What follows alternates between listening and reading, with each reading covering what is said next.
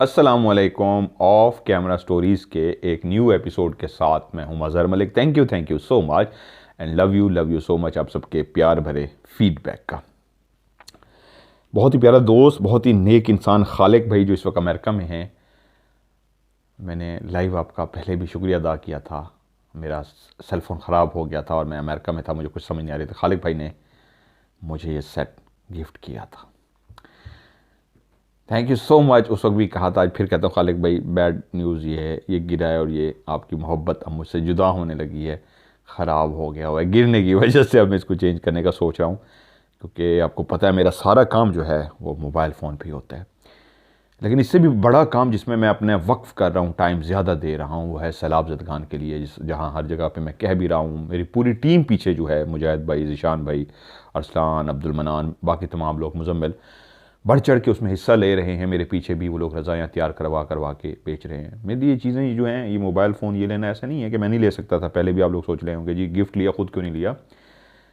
उस वक्त भी दिमाग में एक ही बात थी, कसम, मतलब अल्लाह से डर ये लगता है कि जो मैंने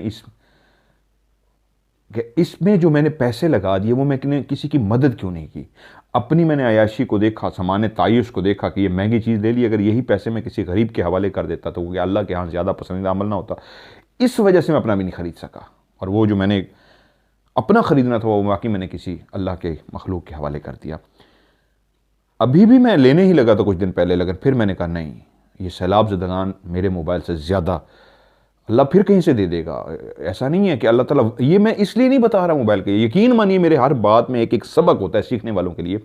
आप जब किसी के लिए ऐसा इस दुनिया में सामान मुयस्सर करते हैं कि उसकी मदद करते हैं, तो अल्लाह ताला की ज़ात खुद ब खुद आपकी मदद करा देती है। कहाँ से आता है, कैसे आता है, ये मैंने मोबाइल का क्यों जिक्र किया।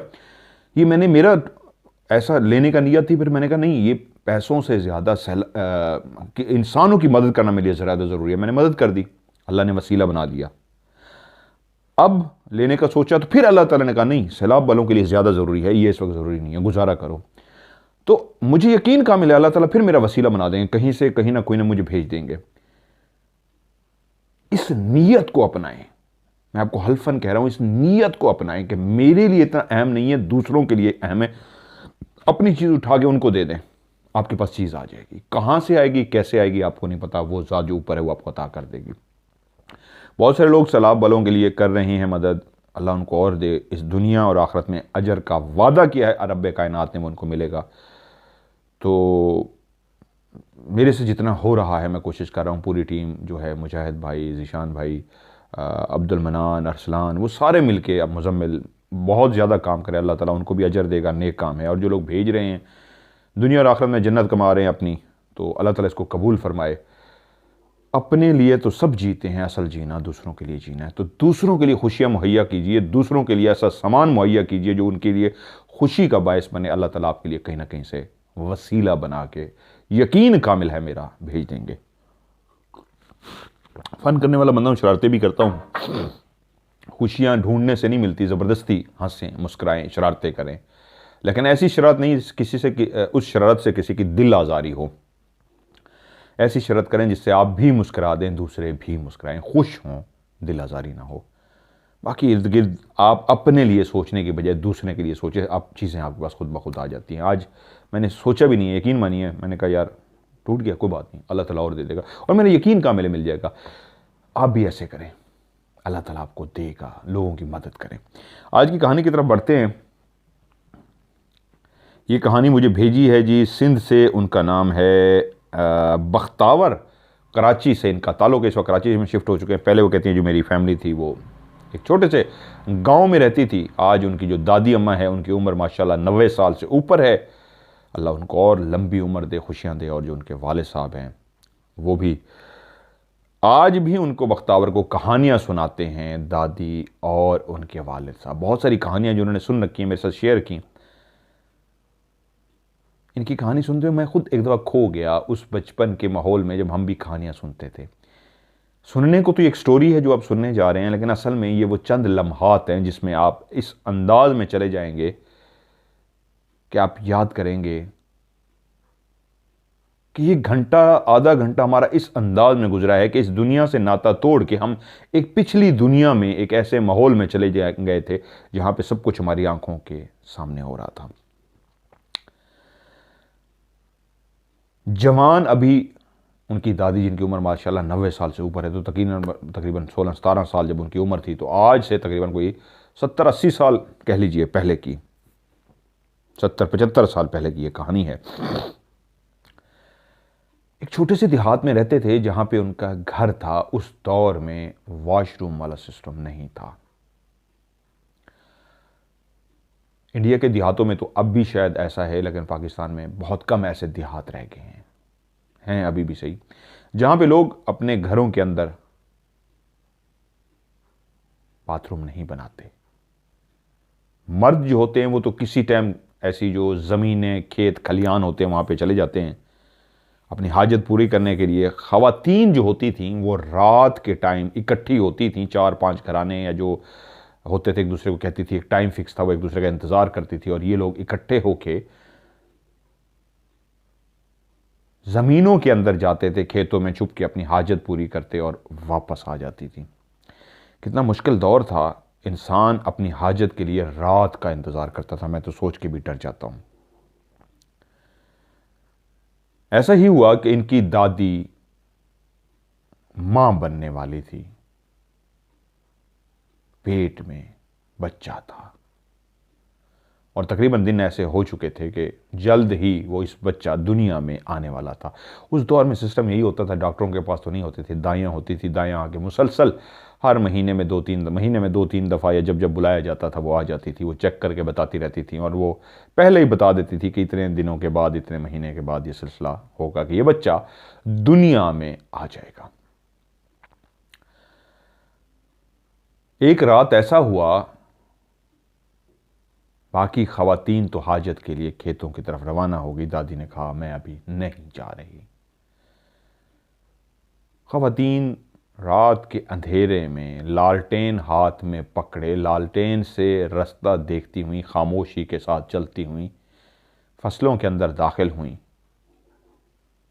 एक इंसानी हाजत पूरी की और वापस अपने अपने घरों को रवाना हो गई। उनकी दादी को महसूस हुआ कि मैंने ना जाके गलती की है, क्योंकि अब मुझे भी हाजत के लिए जाना पड़ेगा। वो उठी हैं अपने बिस्तर से, आहिस्ता आहिस्ता चलती हुई, लालटेन हाथ में पकड़े खेतों की तरफ जाना शुरू हो गई। रात की एक खामोशी के अंदर हर तरफ खामोशी, परिंदे सो रहे, इंसान बिस्तरों में सो रहे, जानवर भी अपने अपने किलों के साथ बंधे हुए सो रहे, और आहिस्ता से लालटेन की रोशनी को देखते हुए आहिस्ता आहिस्ता पांव रखते हुए उनकी दादी आगे बढ़ रही थीं। चलते चलते वो एरिया आ गया जहाँ पे मखसूस एक जगह बनाई हुई थी ख़वातीन ने, जहाँ पे जाके फसलों में बैठ जाती थी। वो चलते चलते जब उन खेत के अंदर दाखिल हुई हैं तो उनको महसूस हुआ है कि कोई आ रहा है। उनको लगा मेरी तरह शायद कोई और औरत भी है जो नहीं जा सकी इस वक्त, अकेली वो भी आ गई है, क्योंकि एक टोली बना के जाती थी, 3-4 लोग, 5 लोग, 10 लोग, जितने भी होते थे इकट्ठे जाते थे। बाजू का किसी को अकेले भी जाना पड़ सकता था, लेकिन औरतें रात को ही जाती थी। जब उन्होंने देखा वहां से कोई आ रहा है तो इसका मतलब है कि उनसे पहले कोई खेत में हाजत के लिए खातून गई हुई थी जो अभी बाहर की तरफ आ रही थी, तो वहीं पे रुक गई। तो एकदम से उनके कानों में जो आवाज आई वो उस तेल वाला, जिस तरह हाथ की शीशियां होती हैं, अभी भी शहरों में भी है, देहातों में भी एक तेल मालिश वाले जो होते हैं, मालिशिया उनको बोला जाता है। उन्होंने 4-5 शीशियां होती हैं शीशे की जिनके अंदर तेल होता है, उनको पकड़ के ऐसे खटकाते हुए आते हैं, जिससे पता लगता है कि वो तेल मालिशी हैं, मालिश करने वाले हैं, उनके हाथ में तेल है। आवाज़ नहीं लगाते मालिशिया पाकिस्तान और इस तरह के बहुत सारे मुल्कों में। ये जिन लोगों को नहीं पता होता मैं एक्सप्लेन कर देता होता हूँ। वो एक इस तरह का उन्होंने हाथ में पकड़ा होता है लोहे का, जिसके अंदर वो 4 या 6 बॉटल्स रखी होती हैं तेल की, जिसको यूँ ज़ोर से मारते हैं तो आवाज़ पैदा होती है, खटकती हैं, इस तरह की एक आवाज़ पैदा होती है। वो खटकाते हुए आते हैं तो लोग आवाज़ देते हैं, यार मालिशिया जा रहा है, इसको बुलाना ज़रा, मालिश करा लेते हैं। कपड़ा उन्होंने अपना रखा होता है, ज़मीन पे बिछाते हैं, कहते हैं लेट जाओ। उसके बाद पाँव, टांगें, बाजू, सर वो दबाना शुरू करते हैं तेल की मालिश से। अब जब उनके कानों में उस मालिशिया की, उन शीशे की बोतलों की शटक की आवाज़ आई तो हैरान रह गई कि ये कौन बदबख्त रात को इस लम्हे खेतों में इस तरह फिर रहा है, जबकि दिन को तो मर्द खेतों में आ सकते हैं, रात को पता होता है घरों के साथ जो खेत है वहां पे औरतों का आना जाना होता है। तो वो अपनी जगह पे रुक गई।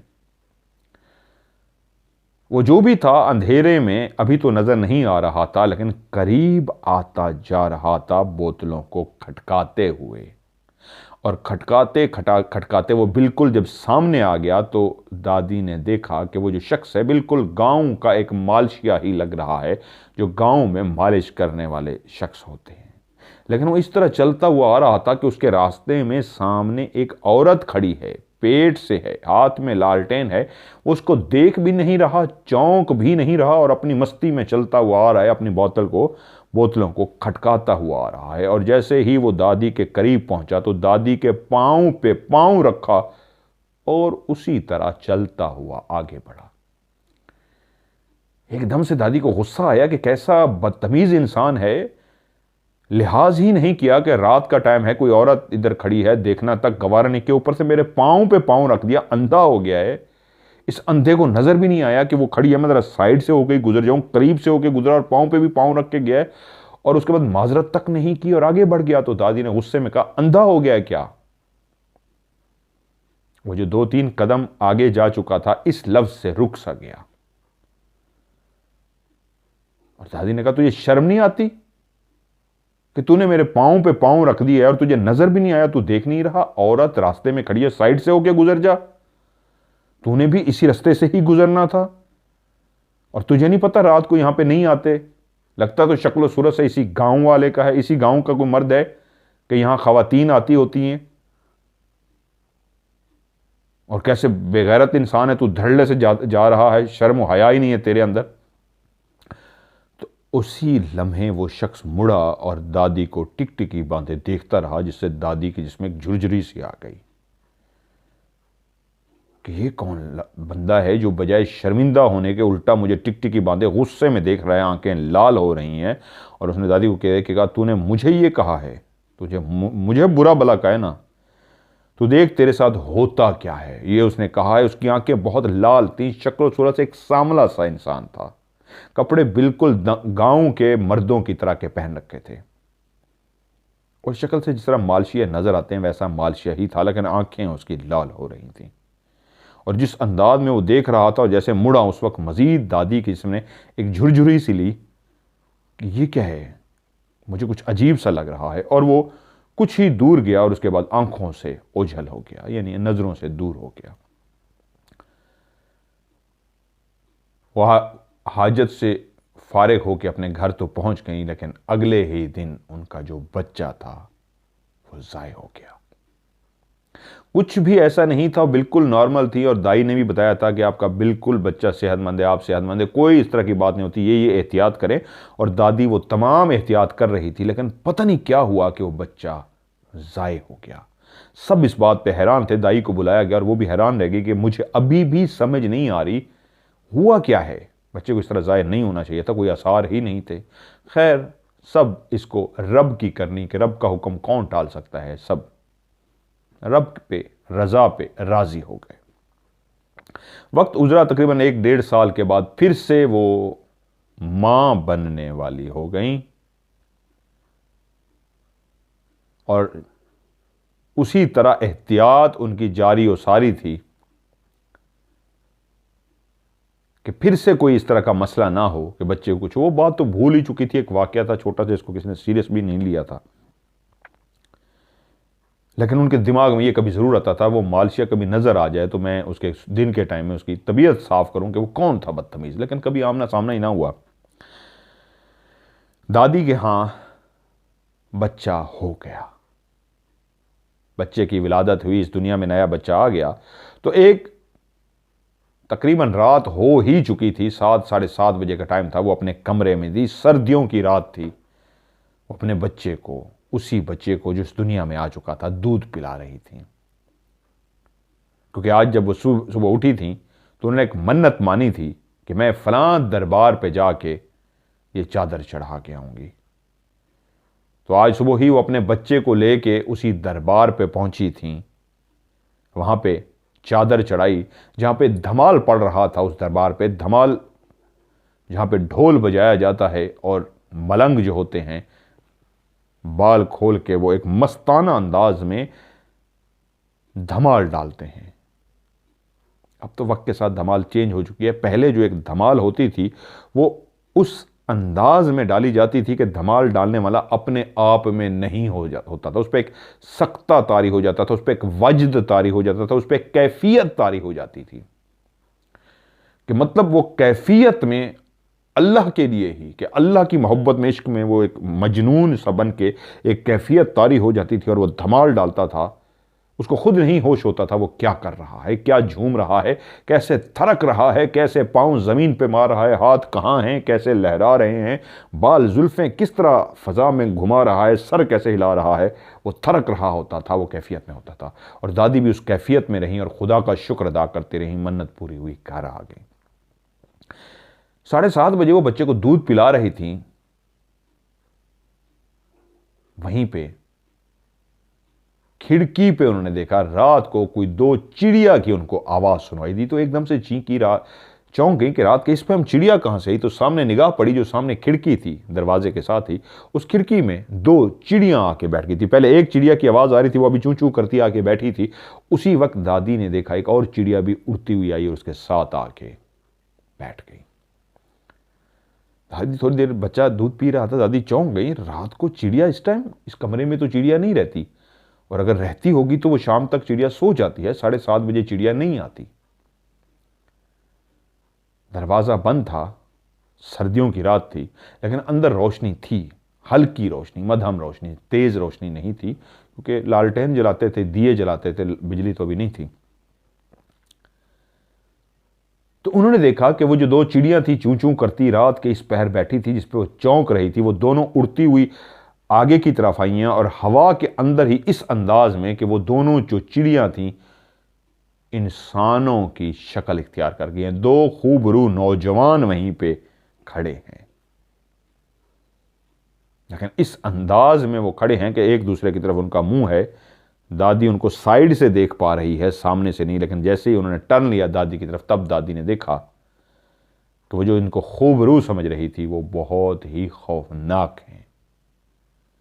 साइड से ऐसे लग रहा था इनकी शक्लें बहुत अच्छी लग रही हैं, लेकिन अभी तक वो एक दूसरे के सामने ही थे, दादी की तरफ मुतवज्जो नहीं हुए थे। दादी बैठी तो अंधेरे में थी, लेकिन इस मध्यम रोशनी में जहां पे ये चिड़िया इंसानों की शक्ल इख्तियार कर गई थी, इस जगह पे रोशनी थी। दादी जिस जगह पे थी उस जगह पे थोड़ा सा अंधेरा था। वो दोनों जो अभी अभी इंसान बने थे, जो बहुत ही खौफनाक इंसान नौजवान थे, दादी जिनको देख रही थी, वो ये नहीं जानते थे कि दादी इस तरफ भी मुतवज्जो है। तो जैसे ही चिड़िया से उन्होंने इंसान का रूप धारा तो एक दूसरे से बोला, वो बैठी है, जा इसका दिल निकाल के ले आ। ये वही लफ्ज थे जिस तरह इंसान बोलते हैं, वही आवाज जो एक इंसान की आवाज होती है। बिल्कुल वो दोनों चिड़ियां इंसान नौजवान का रूप धार चुकी थी, लेकिन आवाज बिल्कुल ऐसे थी जैसे इस गांव के बोलने वाले लोगों का लहजा होता है। आवाज तो इंसान की थी, लहजा भी इस गांव का था, और उसको कह रहा है जा उसका दिल निकाल के आ। दूसरे ने कहा अच्छा ठीक है। साथ ही वो मुड़ा, एक कदम आगे रखा और एकदम से पीछे हो गया। क्या हुआ, क्यों रुक गया तू? उसने कहा यार मैं नहीं जा रहा। उन्होंने कहा क्यों नहीं जा रहा? धमाल पे गई थी आज, ये इसके दिल के अंदर से धमाल की खुशबू आ रही है और मुझे, तुझे पता ही है खुशबू मुझे बहुत, मेरे लिए कितनी बुरी है। उसने कहा कुछ नहीं होता यार, जा, हमें हुक्म मिला है। उसने कहा मुझे भी पता है हुक्म मिला है, लेकिन मैं नहीं जा सकता। उसने कहा यार तुझे पता है ना, पहले भी इसने बुरा भला कहा था और इसका बच्चा ज़ाय हो गया था। अब तो इसका पैदा हो गया ना, इसने मन्नत वगैरह मानी थी, लेकिन अभी हुक्म यही मिला है, उन्होंने ही भेजा है, जा इसका दिल निकाल के ले आना, तू उनकी हुक्म अदूली करेगा। तो वो डर सा गया उसकी बातों से और दादी को यह समझ आ गया कि जिसने पहले धमकी दी थी और अगले ही दिन उनका बच्चा जो ज़ाय हो गया था, ये उसी की बात करके कह रहे थे कि उन्हीं का हुक्म मिला तो उनकी हुक्म अदूली करेगा। तो वो डर सा गया, फिर 2 कदम आगे बढ़ा और डर के पीछे हो गया। कहता नहीं यार, वो बहुत खौफनाक उसकी खुशबू है धमाल की, मैं नहीं जा सकता भाई, मुझे कुछ हो जाएगा, तू जाना है तो। उन्होंने कहा तो उनको क्या जवाब देगा? वो कह रहा है मैं यही जवाब दूंगा जो तुझे दे रहा हूं कि उसने वो धमाल की खुशबू लेके आई थी, मैं कैसे आगे जाता? मैं आगे जाता तो मैं जल के भस्म हो जाता। तो फिर क्या करें? उन्होंने कहा आज वापस चलो। अब वो दोनों कुछ देर वहां पे खड़े सोचते रहे। दादी ये समझ चुकी थी आज जिस दरबार पे गई थी कोई खुशबू थी उस धमाल की, जहां पे वो धमाल पे खड़ी रही थी, वो भी उस धमाल में उनको याद आ गया कि कैफियत उन पे भी ऐसी आई थी। अल्लाह से उनका रजू हुआ था और वो अल्लाह की तरफ देख के ऐसे हाथ हिलाती रही थी और अल्लाह की तरफ ऐसे दुआयां अंदाज में, जैसे कोई दुआ मांगता है, इस अंदाज में ऊपर देखती रही थी और दुआ मांगती रही थी अल्लाह से। एक कैफियत में आई थी कि शुक्र है मेरे मालिक तेरा लाख लाख, मेरे मालिक। उसने मन्नत अल्लाह से मांगी थी, पीर फकीर से नहीं, दरबार से नहीं, कि मेरी मन्नत तूने पूरी की और आज मैं हाजिरी देने आई हूं। हाजिरी कुछ लोग इस नीयत से भी दरबारों पे देते हैं कि खाना काबा नहीं जा सकते, अल्लाह के घर नहीं जा सकते, तो ये भी अल्लाह के नेक लोग हैं, यहां पे पहुंच के वो अल्लाह से ही मांगते हैं कि एक नेक जगह पे आए हैं, अल्लाह के नेक बंदे की कब्र पे आए हैं, तो या अल्लाह तुझसे मांगते हैं। तो दादी ने भी ऐसे मांगा था। वो लोग जो बेचारे थोड़ा सा इल्म कम रखते हैं उनको लोग बहका के कहते हैं पीर से मांगो, जो शिरक है और गुनाह कबीरा है। तो उनको याद आया कैफियत उनके ऊपर भी अल्लाह से रब्ता करते हुए हुई थी, तो इसका मतलब है कुछ ऐसी खुशबू पैदा हुई है उस कैफियत की कि जिसकी वजह से पहली दफ़ा भी आगे होके पीछे हट गया और दूसरी दफ़ा जब डर गया उसकी बात से कि क्या उसको जवाब देगा, फिर 2 कदम 3 कदम आया तो आगे आया तो डर के फिर से वो पीछे हट गया कि नहीं भाई मैं जल के भस्म हो जाऊंगा। उसी वक्त दादी ने देखा वो दोनों चिड़िया जो इंसानों का रूप धार के खूबरू, जिनको वो लड़के समझी थी, जो असल में इंतहाई बदसूरत खौफनाक लड़के थे, दोबारा से वहीं खड़े खड़े वहीं पे ही चिड़ियों की शक्ल इख्तियार करके। और जैसे ही उन्होंने चिड़ियों की शक्ल इख्तियार की, वो चिड़ियां उड़ती हुई खिड़की के अंदर जिस तरह आके बैठी थी उसी तरीके बैठी और फुर्र करके बाहर उड़ गई। दादी इस सारी कैफियत में जो वो अभी उनके सामने हुई थी, चिड़ियों का आना, हवा में खड़े होना, हवा के अंदर इंसानों का रूप धार जाना और उन नौजवानों को जैसे ही दादी का देखना, उनका सांस ऊपर का ऊपर और नीचे का नीचे रह जाना, ऐसे खौफनाक भयानक नौजवान। और जो उनका दिल निकालने के लिए आए, वो जो कह रहा है जा इसका दिल निकाल के आ, किसका? उसी औरत का जो बैठी देख रही है अपने बच्चे को दूध पिलाते हुए कि मेरे दिल निकालने की बात कर रहे हैं। जब वो चले गए, वो उस कैफियत से, उस सक्से से बाहर आई तो शोर मचाना शुरू कर दिया, भूत भूत भूत। और सब जाग गए और पूछा क्या हुआ, तो उन्होंने बताया कि मैंने जागती आंखों से जो मंजर देखा है वो ये था कि 2 भूत थे जो चिड़ियों का रूप धार के खिड़की के रास्ते अंदर दाखिल हुए हैं और फिर उन्होंने नौजवानों का रूप धार किया। पहले मेरी तरफ साइड करके खड़े थे तो मैं खूब रूह समझी हूँ, जैसे उन्होंने मेरी तरफ मुंह किया तो बहुत ही भयानक थे। उसके बाद सुबह फिर से वो उठी हैं और उसी ही दरबार पे पहुंची हैं और जाके रब का शुक्र अदा किया है। मस्जिद बनी हुई थी, वहाँ पे नमाज़ पढ़ी है और कहा है कि मेरे मालिक तेरा लाख लाख शुक्र है। और जब सब घर वालों को भी पता लग गया तो वो पीर साहब के पास पहुँचे, उनसे कहा, उन्होंने पानी दम करके दिया और उन्होंने बहुत सी इस तरह की चीज़ें कहीं और पढ़ने के लिए कहा, ये कुरानी आयात पढ़ते रहें, हाँ ये सच है। वो जो आए थे वो उसी बंदे के कहने आए पे जिसने पहले पाँव पे पाँव रखा था। वो इंसान नहीं था, वो उस वक्त इंसान के रूप में बॉटल्स लेके मालशिया बन के फिर रहा था। वो असल में खबीस जिन था और उसी की ही वजह से अगले दिन बच्चा ज़ाया हुआ था और उसी ने ही अगले साल ये भेजे थे। बख्तावर कहती हैं कि ये मेरी दादी के साथ बीती वो कहानी है जो आज 90 साल से ऊपर होगी, 95 साल है, 94 साल है, 93 साल उनकी उम्र है। आज भी उनको ये वाक़या जो उनकी ज़िंदगी के साथ हुआ था आज भी उनको याद है। तो कहती मुझे बहुत शौक़ है अपनी दादी से, और भी मैंने बहुत दफ़ा फरमाइश की, अब भी करती हूँ, आपकी कहानियाँ शौक़ से सुनती हूँ। तो मैंने दादी से फरमाइश की, दादी कुछ और भी कहानियाँ, तो वो बेइंतहा मुझे कहानियाँ सुनाती हैं। उन्हें जो सुनाया वो कहती हैं जो दादा हैं इस वक्त बख्तावर के, उनके जो आगे से दादा थे उनका नाम मूसा था। यानी बख्तावर के दादा, मैं इस कहानी में कोई नहीं उलझा, इतने आगे भी दादा और दादा की दादा आती है, मैं भूल गया था, कंफ्यूज हो गया। तो कहती हैं मेरे जो दादा हैं उनके बाप नहीं, उनके भी दादा, ये कहानी उनकी कहानी है, सच्ची कहानी है, उनका नाम मूसा था। मूसा हुबरू नौजवान था, मिलनसार था, मोहब्बत करने वाला था, गाँव के साथ सबके साथ खुश इखलाकी से पेश आता, मोहब्बत से पेश आता, हर दिल अजीज था। शादी की उम्र हुई, घर वालों ने उसकी शादी कर दी। बीवी भी बहुत अच्छी, नेक, मिलनसार, सेम जिस तबीयत का मूसा था उसी तबीयत की उसको बीवी भी मिल गई। दोनों मियाँ बीवी बहुत खुश थे। वक्त गुजरता रहा, शादी को एंजॉय कर रहे थे, लोग उनको मुबारकबाद देते आते और खुश होते कि बहुत ही प्यारी जोड़ी है, दोनों ही नेक लोग हैं, मियाँ भी अच्छा है, बीवी भी उसी तरह की अच्छी मिली है, बहुत प्यार करने वाले हैं। वो गांव था भी इस तरह का कि सारे एक दूसरे का बहुत ज़्यादा ख्याल रखते थे। तकरीबन 1.5 साल बाद मूसा के घर खुशखबरी आई। उसको बीवी ने बताया कि मूसा आप बाप बनने वाले। मूसा बहुत ज़्यादा खुश हो गया। वो जो कुछ कमाता उसमें से गरीबों में बांटता। बहुत अमीर कबीर नहीं था, लेकिन जितनी उसकी कुव्वत इस्तिताअत थी उस हिसाब से वो गरीबों को खाना खिलाता, बांटता।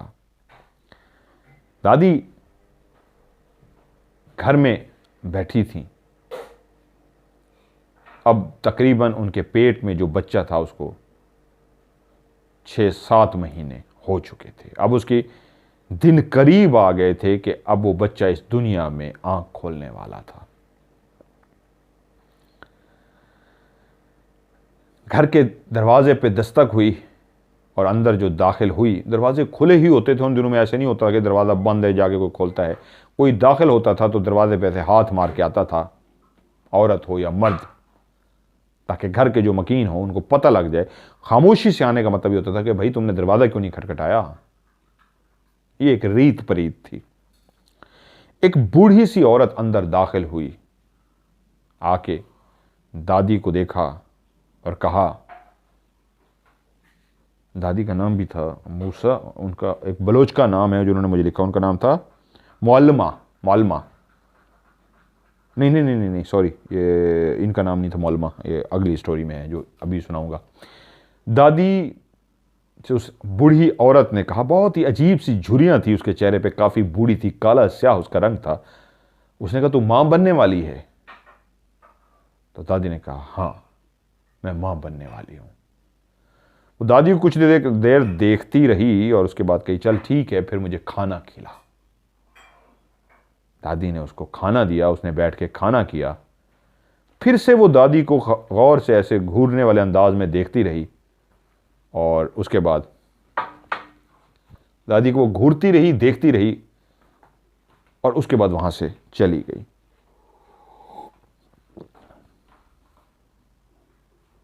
दादी भी उसी तरह नेक दिल थी जिस तरह उसका शौहर मूसा नेक दिल था। गरीबों को खाना खिलाना, उसके घर में भी एक गरीब बुढ़िया सी आई, खाने की सदा दी, उसने खिला दी। छठा दिन था तकरीबन ये कोई, कि एकदम से पता नहीं क्या हुआ, उनका बच्चा ज़ाय हो गया। अल्लाह की रज़ा, दाई को बुलाया गया, उसने कहा, हो जाता है, अल्लाह की रज़ा है, अल्लाह और देगा। फिर वक्त गुजरा, दोनों मियाँ बीवी सबसे मिलते रहे, प्यार से मोहब्बतें बांटते रहे, लोगों की मदद करते रहे। फिर अल्लाह ने खुशखबरी सुनाई कि दादी के हाँ बच्चा होने वाला है। मैं लफ्ज़ दादी कर रहा हूँ, उस वक्त वो नौजवान थी, क्योंकि उनकी दादी हैं जिन्होंने कहानी सुनाई, तो इसलिए मैंने लफ्ज़ नाम नहीं रखा, कोई दादी ही लफ्ज़ रख लिया, वरना उस वक्त वो दादी नहीं थी, नौजवान सी लड़की थी।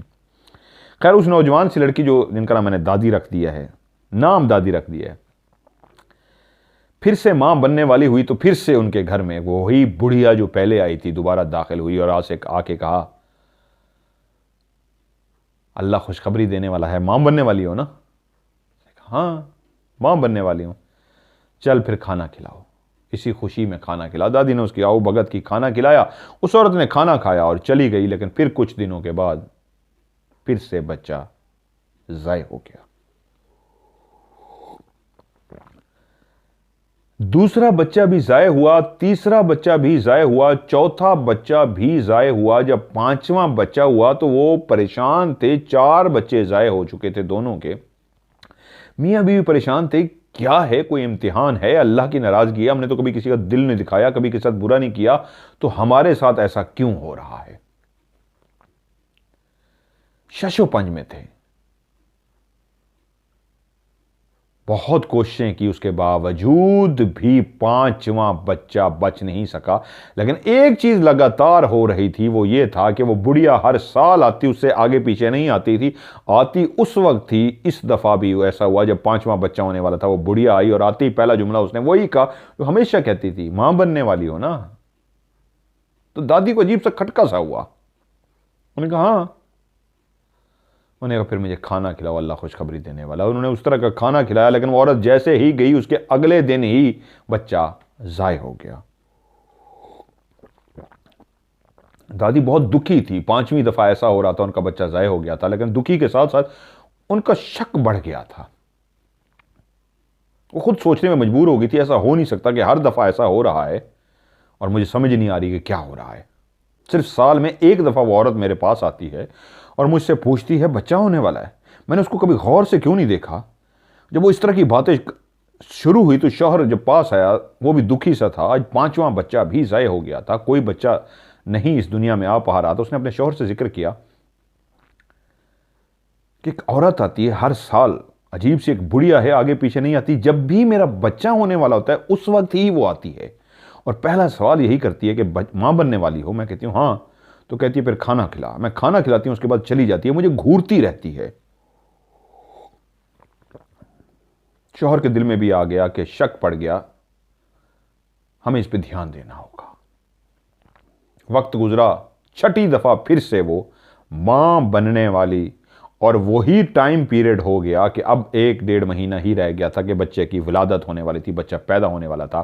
कि शौहर भी अलर्ट था, घर से दूर नहीं जाता था, बीवी के पास पास रहता था।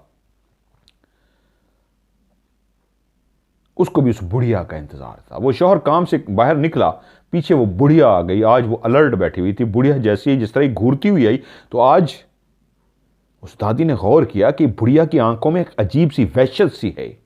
आम इंसान की आंखों में ऐसी वहशत नहीं होती जिस तरह उसकी आंखों में वहशत है। आते ही उसने वही जुमला पूछा जो हमेशा पूछती थी, मां बनने वाली हो। तो दादी चुप सी रही और उसको घूरती रही। आज दूसरी दफा उसको पूछना पड़ना, वरना पहली दफा भी दादी कह देती थी हाँ अल्हम्दुलिल्लाह मां बनने वाली हूं। दादी चुप रही। दूसरी दफा फिर उसने कहा मां बनने वाली हो ना। तो दादी ने कहा तू क्यों पूछ रही है, तू कौन होती वाली है मुझसे पूछने के लिए। कह रहे मैं तो इसलिए पूछने आई हूं, खाना खाने आती हूं, तुझसे खाना खिला। दादी ने चुप करके उसको खाना दिया और खाना खा के वो जैसे ही निकली, पीछे से शौहर आ गया और शौहर ने उसको दरवाजे से निकलता भी देख लिया। दादी ने इशारा किया, ये रही वो औरत, वो रही औरत, वो जो बाहर जा रही है। शौहर ने इशारा किया, चुप, मैं इसके पीछे जाता हूं। शौहर उसके पीछे गया, वो एक और घर में दाखिल हो गई। शौहर बाहर इंतजार करता रहा। वहां बैठी क्या किया, कुछ देर के बाद बाहर निकली तो शौहर उसके पीछे आहिस्ता आहिस्ता चलते चलते चलते, अब वो वीराने की तरफ जा रही थी। जब देखा उसके शौहर ने कि वीराना काफी हो चुका है, अब इर्द गिर्द कोई नहीं, उसने जाते ही, वो एक बहादुर शख्स था, रहमदिल था, मिलनसार था, कभी बुरा कुछ नहीं किया था, उसके दिल में डर होता। ग्रीन टी के सब्ज चाय का मजा ही कुछ और है। उसने जाते ही उसको पीछे बालों से पकड़ लिया और जैसे उसको बालों से दबोचा और कहा कौन है तू। उस औरत के मुंह से एक चीख सी निकल गई। उसने कहा छोड़ मेरे बाल। उसने कहा मैं तेरे बाल नहीं छोड़ूंगा, मुझे बता कौन है तू और मेरे घर क्या करने आती है। जैसे ही उसने उसके बाल पकड़े और उसकी चीख निकली तो शौहर इतना तो समझ गया कि मामला गड़बड़ है, मेरी बीवी ने ठीक कहा था, ये मुझे नॉर्मल औरत नहीं नजर आ रही। उसने कहा मुझे पता लग गया है, तू औरत नहीं, तू डाइन है, मुझे सब सच सच बता दे, नहीं तो अभी मैं तेरे बाल काट दूंगा। वो औरत रोने वाली सी हो गई और कहती है मेरे बाल ना काटी, बहुत नुकसान हो जाएगा, तेरा भी और मेरा भी। मैं तुम्हें सब सच बता देती हूं, झूठ नहीं बोलूंगी। लेकिन बेहतर यह है तो मुझे जाने दे उसके बाद, वरना तेरा भी नुकसान हो जाएगा, मेरा तो हो ही जाएगा, तेरा भी होगा। जिसने मुझे भेजा है वो तेरा भी कर देगा। उसने कहा कौन है मुझे तू बता। उसने कहा तेरी बीवी के पेट में जो बच्चा है मैं उसका दिल निकाल के खा जाती हूं। हर साल जो तेरा बच्चा नहीं हुआ, तेरी बीवी के पेट में ही मैंने उसका दिल निकाला है और मैं खा गई हूं। और मैं कई सालों से एक चिल्ला कर रही हूं, और उस चिल्ले के लिए मुझे ऐसा करना पड़ता है। वो बच्चा जो अभी पैदा ही नहीं हुआ होता, मुझे उसका दिल खाना होता है, मैं उसका दिल खा जाती हूं, इसलिए वो अंदर ही मर जाता है।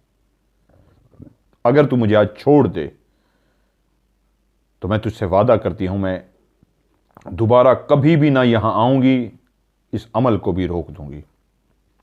और अगर तू मेरे बाल काट देगा, मैं तुझसे कसम उठा के कहती हूं, मैं तुझसे भी बदला लूंगी, तेरी बीवी से भी लूंगी और लोगों से भी लूंगी।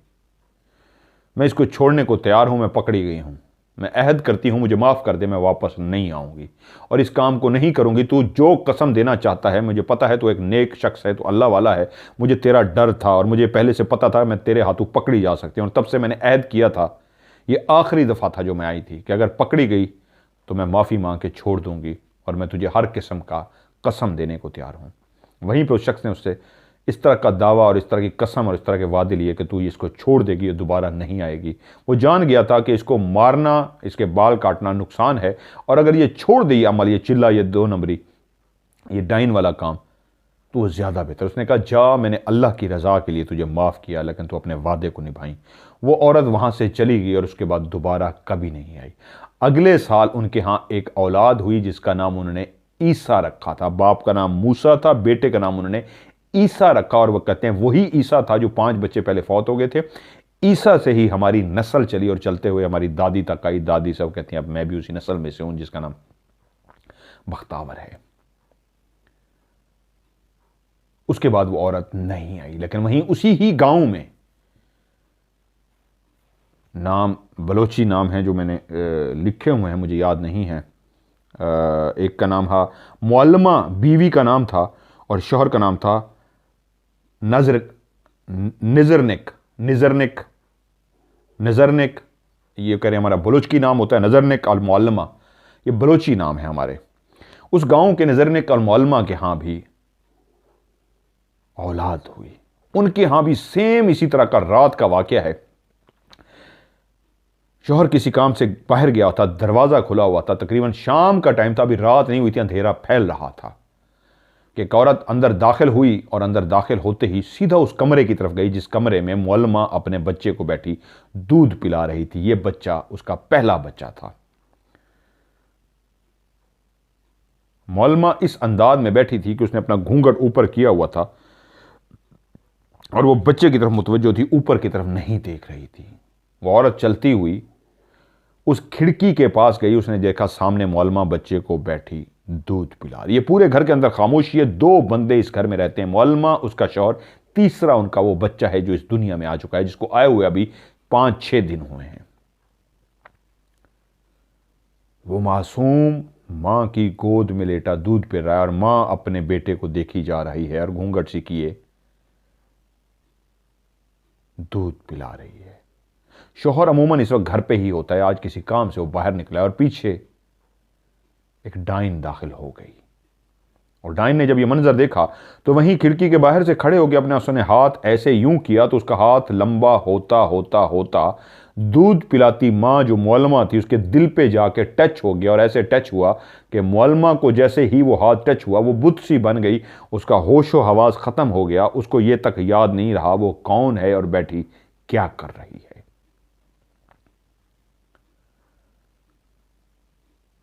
और उस डाइन ने जिसका हाथ लंबा होके, खिड़की से लंबा होके दूर सामने 6-7 फुट 8 फुट दूर लंबा होके उस मुअल्लमा औरत के दिल पे रखा हुआ है और वो कुछ मुंह में बुड़बुड़ाई जा रही है, कुछ पढ़े जा रही है कि पीछे से दरवाज़ा खुला था और जो शौहर कुछ देर के लिए ही बाहर गया था वो अंदर दाखिल हुआ। और जैसे ही दरवाजे से दाखिल हुआ तो उसकी निगाह सामने ही, क्योंकि घर था जिसका एक दरवाज़ा था, दरवाजे के आगे एक बड़ा सा सहन था, बाथरूम तो होते नहीं थी, एक साइड पे हैंड पंप लगा हुआ था जिसको हैंड पंप करते हैं, सराइकी में नलका कहते हैं, सिंधी भी उसको नलका बोलते हैं। बड़ा सा सहन था और सामने दो कमरे बने हुए थे। जैसे ही वो नजर दरवाजे से दाखिल हुआ तो उसकी निगाह सामने कमरे की तरफ गई। चांद की रोशनी थी, अभी घुप अंधेरा नहीं हुआ था, अंधेरा होना शुरू हुआ था, शाम होनी शुरू हो गई थी। तो उसने देखा खिड़की के पास कोई औरत खड़ी है और उसका हाथ अंदर की तरफ जा रहा है। तो वो चौंक सा गया कि मेरी घर के बाहर इस तरह कौन औरत है जो अंदर नहीं जा रही, हाथ इस तरह किया। वो तेजी से चलता हुआ दबे कदमों, इस तरह के आवाज भी पैदा ना हो, और दबे कदम में चलता हुआ वो इस अंदाज में हुआ कि शायद कोई चोर है, चोरी कर रही है। तो इसने कहा इसको मैं रंगे हाथों जाके पकड़ूं, इसको पता ना लगे कि मैं आ रहा हूं। तो इस अंदाज में कदम रखता हुआ आहिस्ता से, आवाज पैदा ना हो, उसके करीब पहुंच गया। और जब उसने करीब पहुंच के देखा तो वो उसका जिस्म भी अजीब से अंदाज में कांपना शुरू हो गया। वो एक निडर बहादुर शख्स था। और जब उसने ये मंजर देखा तो खौफ के बावजूद उसके अंदर एक करंट सा आ गया और उसके अंदर एक जज्बा सा आ गया कि ये हो क्या रहा है। उस औरत का हाथ वहीं से ही लंबा होकर सामने 6-7 फुट दूर बैठी औरत तक उसका हाथ पहुंच गया था। और वो जो हाथ था उसकी बीवी के दिल को लगा हुआ था। और वो कुछ जो पढ़ रही थी वो ऐसे अल्फाज थे जो उससे पहले उसने जिंदगी में नहीं सुने थे। वो क्या बुड़बुड़ा रही थी, वो क्या पढ़ रही थी, वो नहीं जानता था, लेकिन इतना समझ गया था ये इंसान नहीं है जिसका हाथ इतनी दूर तक गया हुआ है और उसकी बीवी बुत सी बनी बैठी है, जिससे उसको पता लग गया कि उसकी बीवी होश में नहीं है। वरना उसका सिर्फ हाथ टच था, बीवी चीख मार रही होती, ऊपर की तरफ देख रही होती। वो एक जगह पे बैठी हुई है और ये कुछ अजीब सा पढ़ रही है। फौरी तौर पे समझ गया ये सामने खड़ी औरत नहीं, कोई डाइन है। उसने उसी वक्त अल्लाह को दिल में याद किया, अल्लाह का कलाम जुबान पे पढ़ा और फौरी तौर पे अपना हाथ उसकी बालों में डाल दिया। पुरानी जितनी भी आप कहानियां सुनेंगे, स्टोरी सुनेंगे, उसमें ये मशहूर था कि जो भी डाइन होती है, चुड़ैल होती है, पिच्छल पैरी होती है, उसकी ताकत उसके बालों में होती है। जैसे ही उसके बालों को पकड़ दिया जाए तो वो जादू नहीं कर सकती, वो अपनी ताकत को इस्तेमाल नहीं कर सकती। ऐसे हो जाती है जैसे आपने उसको बांध दिया हो रस्सियों से, वो जकड़ दिया हो, वो जकड़ी जाती है। जब आप उसके बाल छोड़ेंगे तो वो उसी वक्त अपने जादू को इस्तेमाल करके आपको तबाह बर्बाद कर देगी। लेकिन जब तक आपके हाथ उसके बालों में हैं, जकड़ दिया है आपने उसको, हिल नहीं सकेगी। और जैसे उसने उसके बाल पकड़े तो उस औरत का हाथ एकदम से ऐसे निकला और फौरी तौर पे वापस उसके पास आ गया। वो जो लंबा हो चुका था बिल्कुल नॉर्मल हाथ हो गया। उसका औरत का कद 5 फुट 5 इंच था, 4 इंच था, जिस तरह नॉर्मल एक औरत का कद होता है। लेकिन हाथ उसका 6-7 फुट 5-6 फुट लंबा हो चुका था, वापस आ गया। और जैसे उसका हाथ वापस आया तो उसी लम्हे उसने देखा उसकी बीवी ने झटका लिया है इस अंदाज में जैसे वो होश में आई हो। और जैसे उसने झटका लिया तो साथ ही इधर उधर देख के उसकी निगाह पड़ी सामने खिड़की की तरफ, तो उसने देखा एक औरत भी खड़ी है और उसका शौहर भी खड़ा है और औरत के मुंह से चीख निकल रही है। तो वहीं पे नजर निक ने कहा अपनी बीवी मौलमा से, घबराना नहीं, बच्चे को लेकर यहीं बैठी रहो, पढ़ती रहो, मैं अभी आता हूं।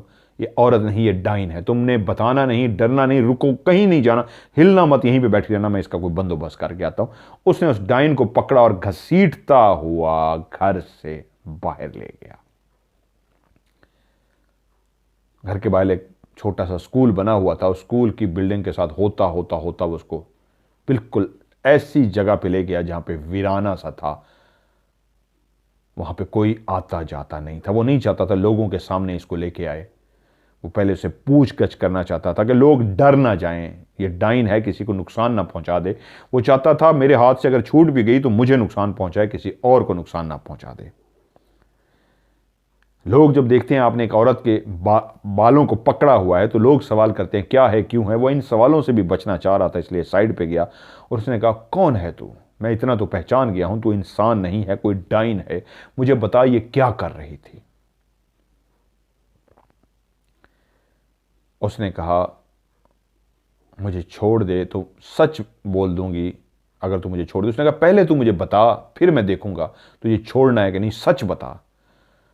उसने कहा मैं तेरी बीवी के जो दिल पे हाथ रखा हुआ था, मैं पढ़ाई कर रही थी, मैं इसका दिल निकालना चाह रही थी, मैं तेरी बीवी का दिल खाने आई थी। उसने कहा किस मुल्क से, किस जगह से तू आई है? उसने कहा मैं मस्कत से आई हूं। उसने कहा तू मस्कत से आई है, इतनी दूर कैसे आई है तू? उसने कहा मेरे पास सवारी है जो स्कूल की पिछली साइड पे मैं बांध के आई हूं।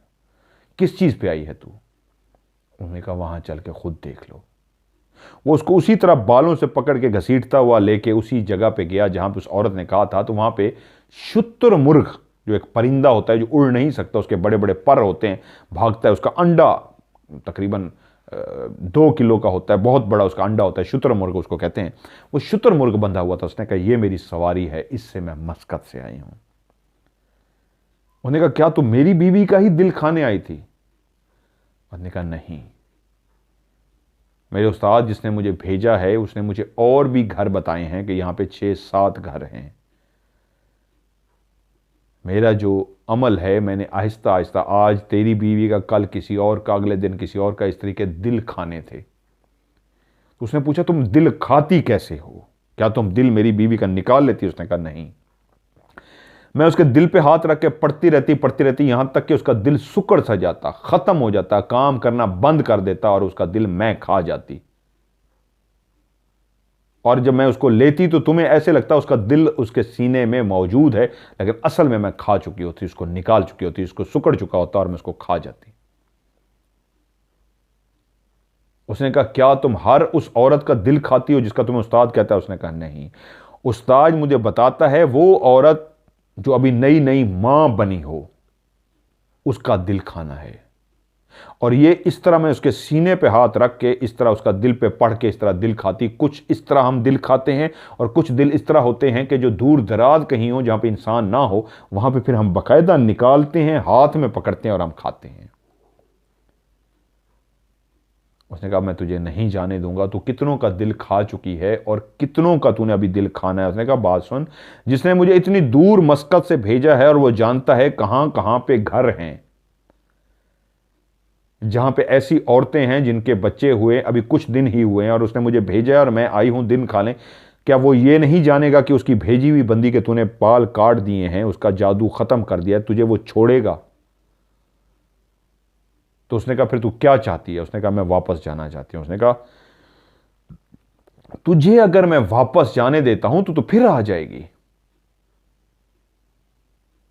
तो फिर औरों का खा जाएगी। इस तरह तू मेरी बीवी का खा रही थी, मैं ना आता तो खा चुकी होती, तुझे इसकी सजा तो मिलनी चाहिए।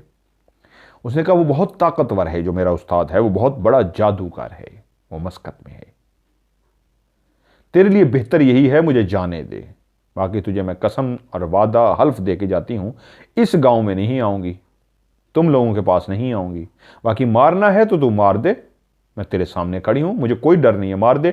लेकिन ये सोची वो तेरी तबाही नहीं होगी, तेरे बच्चे की, तेरी बीवी की, तेरी तबाही होगी। जो इतने दूर से मुझे भेज सकता है किसी और को भी भेज सकता है, तुम लोगों को मार देगा, वो बहुत ताकतवर है, तुम उसके आगे कुछ भी नहीं कर सकते, बेहतर यही है कि मुझे जाने दो, और मैं अपने उस्ताद की कसम खाती हूं वापस नहीं आऊंगी। उसने वहां खड़े होकर सोचा कि मैंने इसको मार दिया तो मैं तो इन डायनों का मुकाबला नहीं कर सकता जो इतनी दूर से आई है और इस सवारी पे सवार होकर आई है, मैं इसका क्या करूं? उसने दिल में सोचा। तो उसने कहा मुझे अपनी बीवी और बच्चे को बचाना चाहिए, इसका तरीका यही है, इनसे दुश्मनी मैं क्यों मोल लूं? ये डाइने हैं, औरत से डाइन बन चुकी है जो दिल खाती है और जो इतने दूर से आई है, बेहतर है मैं इससे कसम लूं और इसको जाने दूं।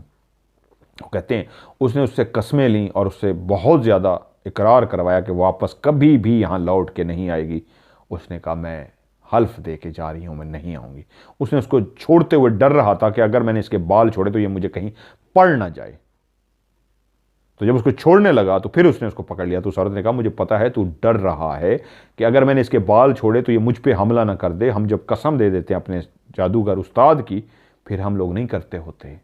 अगर उस जादूगर उस उस्ताद की कसम भी हम तोड़ दें फिर हमारा जादू खत्म होता है। बेफिक्र हो जा, और तू वैसे भी विर्द कर रहा है, मैं तुझे कुछ नहीं कह सकती। तू कलाम पढ़ रहा है, इस कलाम के आगे मैं बेबस हूं, मैं तुझे कुछ नहीं कह सकूंगी। तुझे अपने कलाम पे यकीन होना चाहिए। जब उसने ये जुमला बोला ना कि तू कलाम पढ़ रहा, तुझे अपने कलाम पे यकीन होना चाहिए, उसने एकदम से उसको छोड़ दिया। उसका डर ही खत्म हो गया कि हाँ मैं कलाम पढ़ रहा हूं, मुझे इससे नहीं डरना चाहिए। उसने उसको जैसे ही छोड़ा तो औरत बजाय हमला करने के चलती हुई आगे बढ़ गई और वहीं खड़ा होकर देखता रहा। वो चलती चलती उसी शुतुरमुर्ग पे जाके बैठी है और उसने एक दफ़ा मुड़ के उसको देखा और उसको कहा है मैं अपने वादे को निभाऊंगी, मैं वापस नहीं आऊंगी।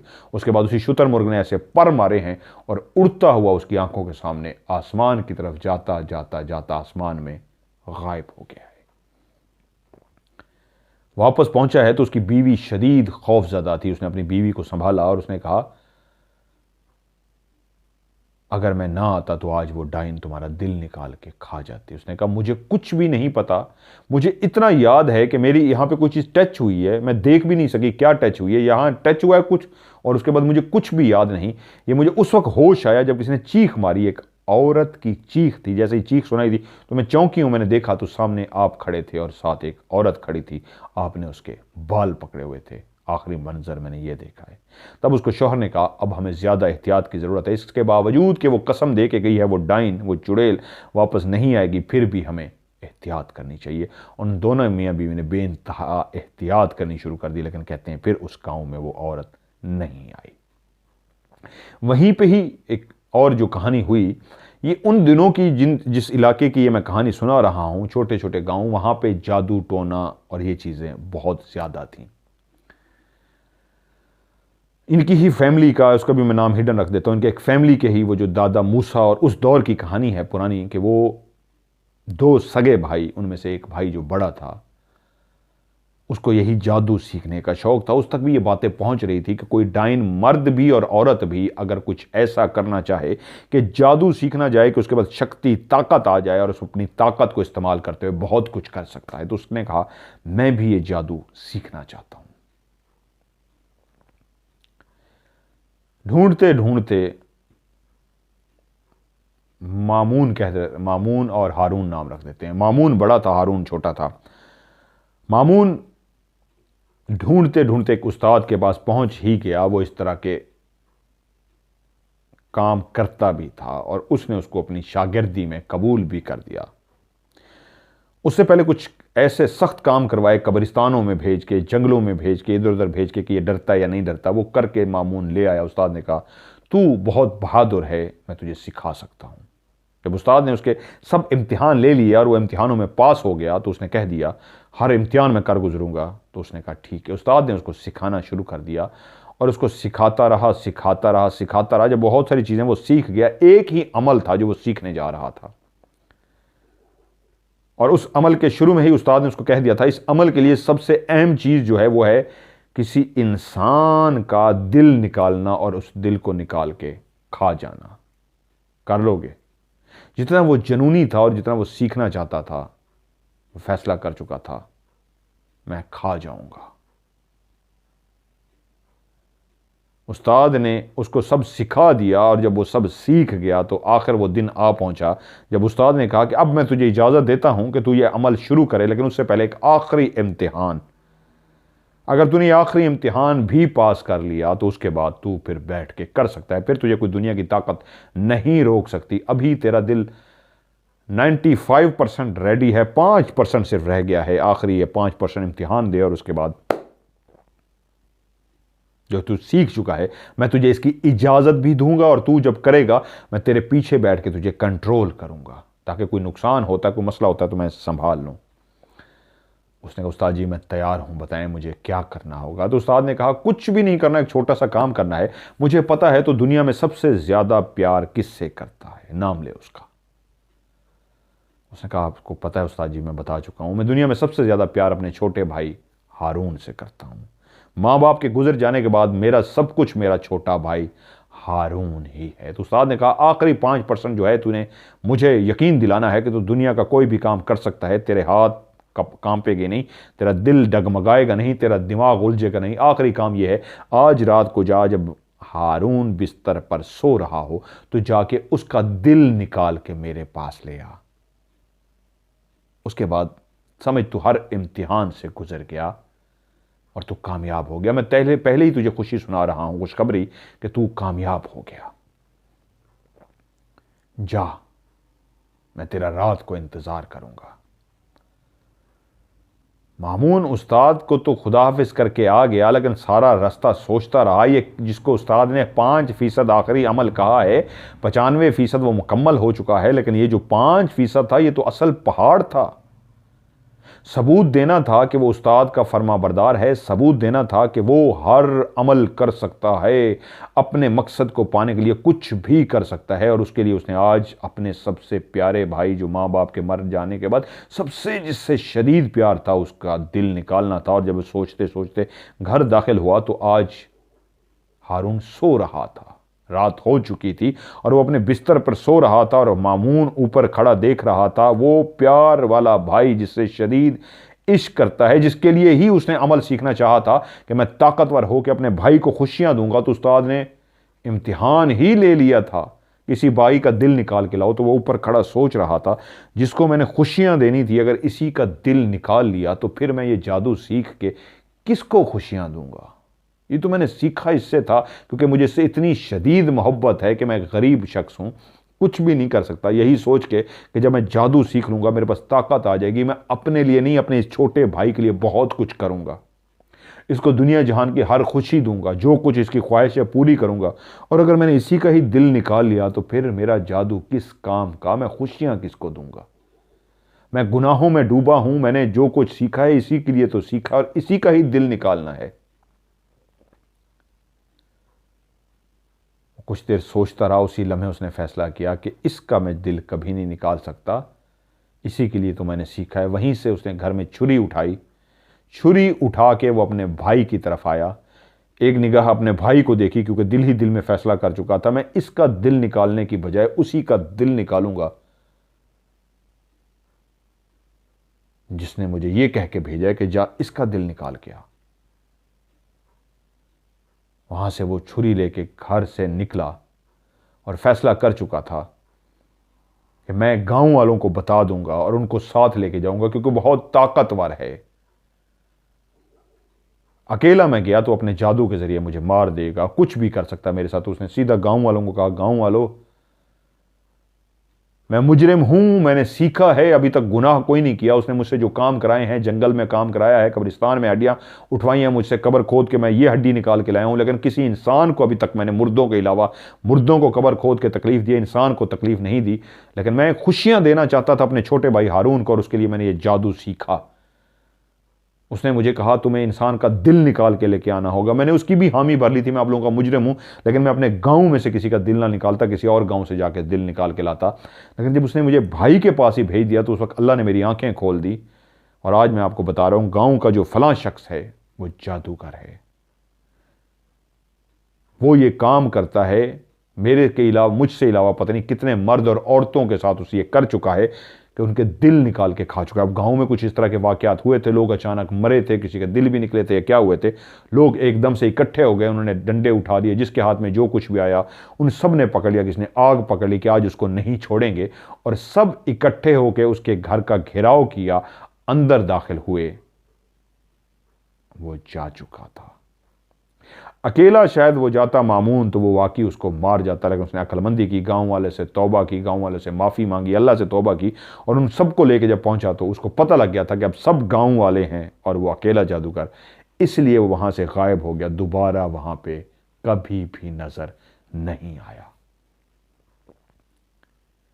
और उसके बाद उसने अपने भाई को भी गले लगाया और कहा, मैं जो कुछ कर रहा था तुम्हें खुशी देने के लिए कर रहा था, लेकिन मेरे उस्ताद ने इम्तिहान ही ऐसा डाल दिया, भाई मेरे मुझे माफ़ करना। तो भाई ने उससे कहा, मेरी सबसे बड़ी खुशी यह है कि मेरा भाई मुझसे इतना प्यार करता है, इससे बढ़ के मुझे और कोई खुशी नहीं चाहिए, मुझे मेरे भाई का सिर्फ यही प्यार चाहिए। भाई आप मुझे सिर्फ इतना प्यार दो, मेरे लिए यही काफ़ी है।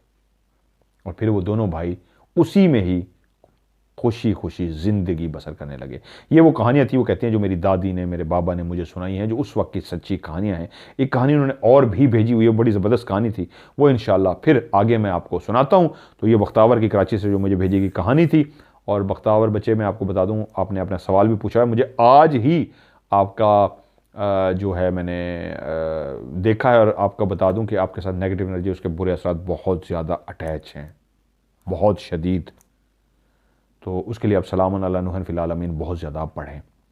आप लोग भी अपनी कहानियाँ भेजिए, वॉइस मैसेज लिख के भेजें, या और आखिरी बात, सैलाब ज़दगान के लिए, मैं मोबाइल की तरफ जा रहा था, सैलाब ज़दगान के लिए ज़रूर मदद कीजिए जी, अल्लाह ताला आपको इसका अजर दे। अभी भी बहुत सारे लोग हैं जिनको रज़ाइयाँ चाहिए, तो आप आगे बढ़ चढ़ के, बहुत सारे लोग कर रहे हैं, अल्लाह उनको और तौफीक दे, खुशियाँ दे, ढेर सारी रहमतें नाजिल करे अल्लाह ताला उनके ऊपर, वो भी कर रहे हैं, लेकिन और भी इसमें हिस्सा लें।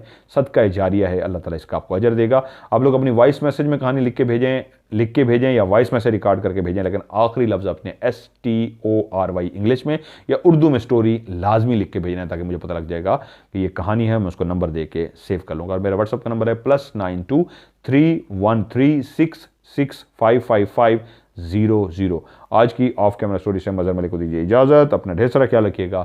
खुदा हाफिज़।